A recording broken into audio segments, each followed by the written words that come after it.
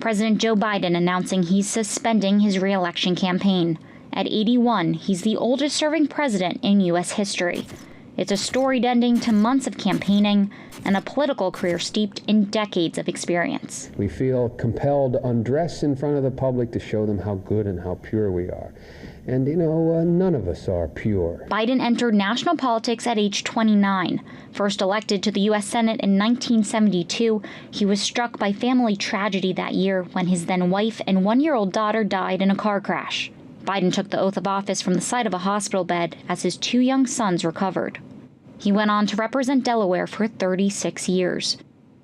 As a senator, he's credited with legacy-defining legislation, such as writing the Violence Against Women Act, but also criticized for a pair of controversial tough-on-crime bills that spurred some tougher mandatory minimum sentencing. We're not going to break now, so there'll be order. Biden chaired the Judiciary Committee, presiding over contentious hearings for the Supreme Court, including the rejection of Robert Bork and confirmations of Clarence Thomas and Ruth Bader Ginsburg. It was while chairing that committee Biden launched his first presidential bid in 1987.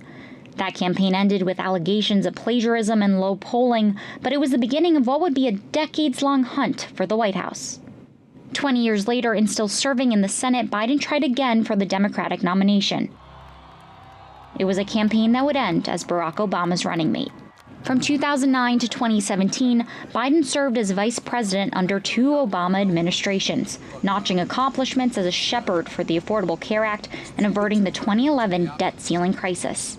But I am clearly not pessimistic.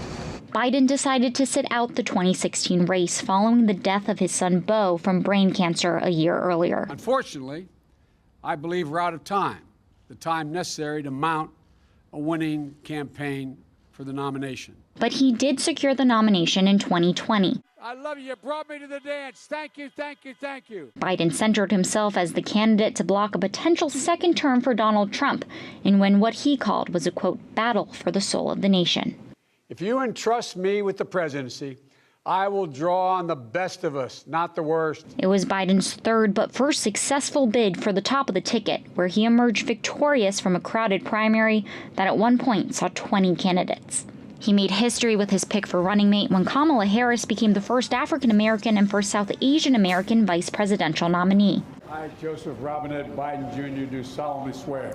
But Biden inherited a COVID-era presidency, signing what came to be known as the American Rescue Plan into law just 6 weeks after taking office. As his term went on, Biden's White House touted bipartisan wins such as the infrastructure law and the CHIPS and Science Act. He also appointed Justice Ketanji Brown Jackson, the first black woman to ever serve on the U.S. Supreme Court.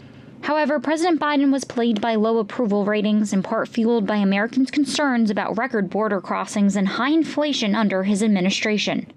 But no issue haunted President Biden more than his age, and ultimately his last debate performance.